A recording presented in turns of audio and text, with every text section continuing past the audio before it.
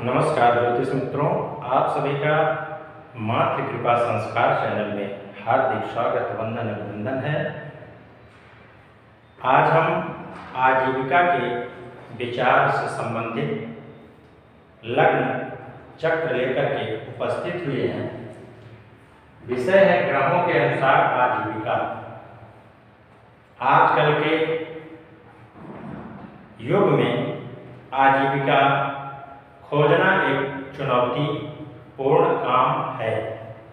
आइए हम इसके माध्यम से आजीविका का चुनाव कैसे करें।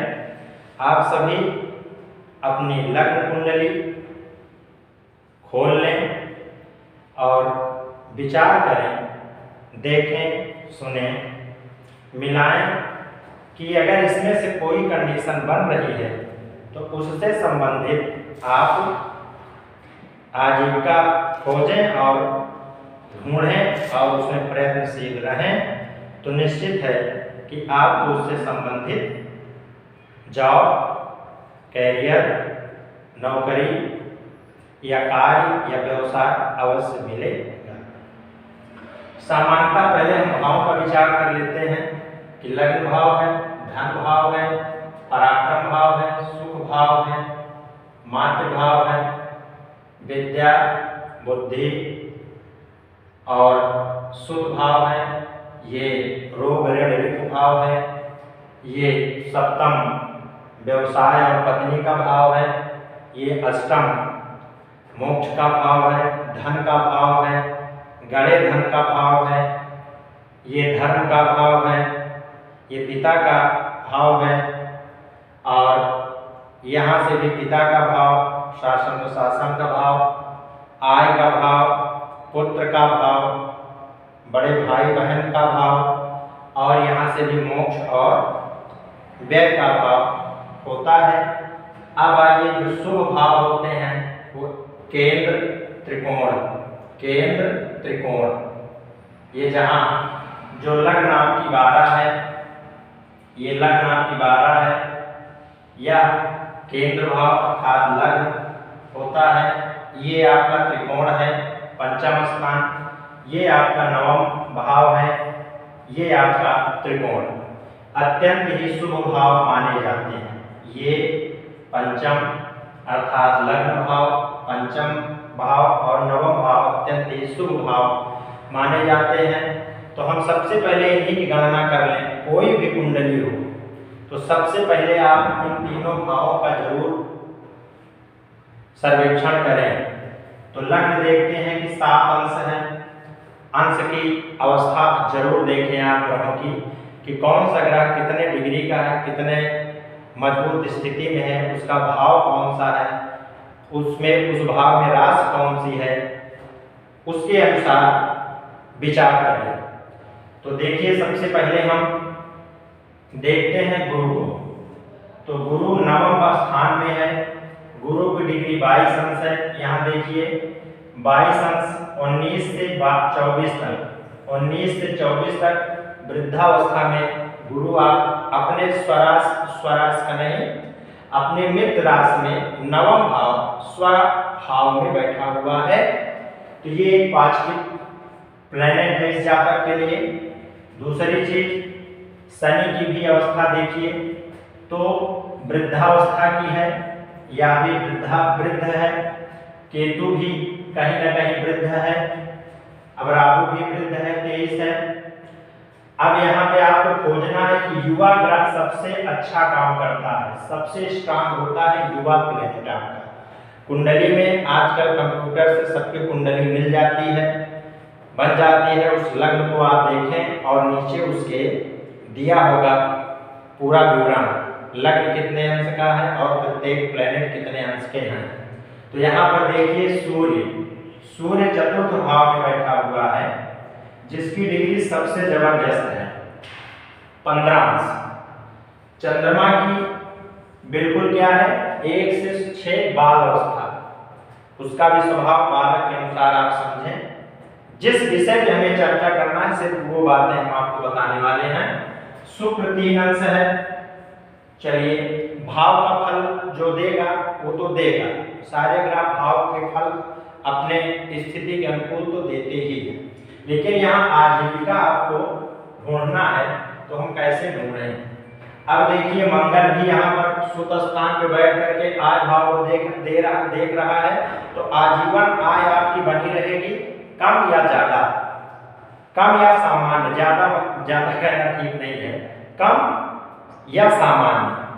बुद्ध भी वही बुद्ध और मंगल की कम बनती है। अब देखिए तो यहाँ पर आपका सबसे जबरदस्त जो प्लेनेट निकल के आ रहा है, गुरु वृद्ध है और सूर्य युवा है। तो अब गुरु की दृष्टि देखिए कहीं पड़ रही है किसी ग्रह के ऊपर, तो यहाँ से देखिए पंचम दृष्टि, तो कहा जा रहा है, यहाँ सूत्र देखिए कि लग्न से दशम स्थान, लग्न से आप अगर दशम स्थान देखते हैं तो 1 2 3 4 5 6 7 8 9 10, लग्न से दशम स्थान शनि और केतु है। तो केतु और शनि का लगभग एक रवैया रहता है, एक जैसे स्वभाव के अनुकूल फल देते हैं, फल देने के हिसाब से, ठीक है। और शनि जो कारक है वो न्याय का कारक है और दूसरा नौकरी का। तो ये जातक नौकरी तो हमेशा करता रहेगा, शासन करने के लिए धीरे धीरे धीरे धीरे धीरे धीरे काफी समय लगेगा, लेकिन अब उसमें और चीजें दृष्टि संबंध यहाँ पे हम नहीं बताएंगे, सिर्फ आप उसका विचार करिए। तो आप शनि से संबंधित कोयले का विचार, कोयले का कर सकते हैं, चमड़े का कर सकते हैं, आप एडवोकेट बन सकते हैं, कानून की पढ़ाई कर सकते हैं, और शनि से लोहे का, आयरन का व्यवसाय आप कर सकते हैं।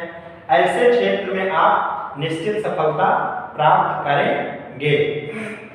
अब देखिए तो ये तो हो गया पहला सूत्र। दूसरा, केतु तो मान लीजिए छाया ग्रह है, सिर्फ शनि पर विचार करिए 23। अब देखिए चंद्रमा से दशम स्थान, तो चंद्रमा दशम स्थान 1 2 3 4 5 6 7 8 9 10। अब दशम स्थान पे कोई ग्रह नहीं बैठा है, तो हम दृष्टि संबंध से विचार करते हैं। तो गुरु की यहाँ पर जो पांचवी दृष्टि है वो लग्न पर पड़ रही है, और मित्र राशि के हिसाब से यहाँ पर इनकी स्वराशि है, मित्र राशि में बैठ करके स्वराशि को देख रहे हैं। तो निश्चित है कि कहीं न कहीं शुभ ग्रह की दृष्टि पड़ गई तो जातक शिक्षा विभाग में कानून के कारक शनि महाराज बैठे ही हैं और गुरु की राशि में बैठे हैं, और जो ग्रह जहां बैठता है उससे अगले भाव में वृद्धि कर देता है। तो ये भी दो ग्रह अगर दशम में बैठे हैं तो आय भाव में वृद्धि कर देंगे। तो आय के लिए तो कोई दिक्कत की बात इस जातक के लिए नहीं है, लेकिन यह जातक प्रवचन और वाणी पंचम में बुध बैठा है, तो डिग्री कुछ भी हो, लेकिन निश्चित है कि यह जातक वाणी से अपना कार्य करेगा, और कहीं न कहीं गुरु की दृष्टि पड़ रही है मंगल के ऊपर, तो मंगल और बुध दोनों लगभग मंगल और बुध की पॉजिटिव दशा हो गई, गुरु की जो नवीं दृष्टि पड़ रही है, इसलिए ये दोनों ग्रह भी पॉजिटिव हो गए। तो मंगल अपना कार्य और बुध भी अपना कार्य, माने एक तरह से धन धान्य सुख सुविधा, इन्हें शिक्षा विभाग से, वाणी से और कानून से, इससे संबंधित जातक को धन आगम होगा, इसमें दो राय नहीं है। तीसरा है सूर्य से दशम स्थान, तो सूर्य और चंद्रमा एक ही जगह विराजमान है सुख भाव में, तो सूर्य से भी दशम स्थान 1 2 3 4 5 6 7 8 9 10,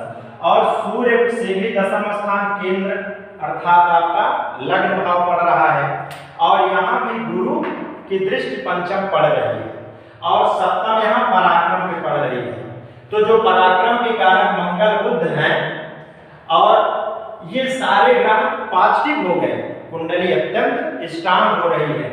हाँ, यहाँ पर ये जो आपकी 7 डिग्री लग्न की है, ये कुमार अवस्था में है, तो गुरु की दृष्टि, और वृद्ध कौन, जो आदमी वृद्ध होगा वो अनुभवी होगा, और अनुभवी होगा तो उसके पास भले ही ताकत ना हो, लेकिन मस्तिष्क उसका विशाल होता है, मजबूत होता है, तर्क की क्षमता होती है, उसके पास नियम होते हैं, उसके पास सिद्धांत होते हैं, उसके पास प्रवचन की क्षमता होती है, उसके पास वाणी होती है। तो कुल मिलाकर के मंगल पराक्रम जो देता है, ठीक है, ये सारे ग्रह मिल करके गुरु के प्रभाव में आ गए। तो गुरुवत ये गुरु की क्षमता में ये लोग मिल करके वृद्धि कर देंगे। तो जातक शनि से और गुरु से, तो मेरा जो निष्कर्ष है वो ये है कि यह जातक गुरु से संबंधित कार्य करके, गुरु से संबंधित अर्थात पठन पाठन से अपना जीवन यापन करेगा, पठन पाठन से अपना जीवन यापन करेगा। दूसरा तंत्र मंत्र सिद्धियों से अपना कार्य करेगा, ठीक है। और तीसरा, अब तीसरा क्या, तीसरा इसमें कानून विधि बनाता है। तो ये 3 क्षेत्र, और चौथा शिक्षक या प्राध्यापक बन करके अपना जीवन यापन करेगा। धन्यवाद।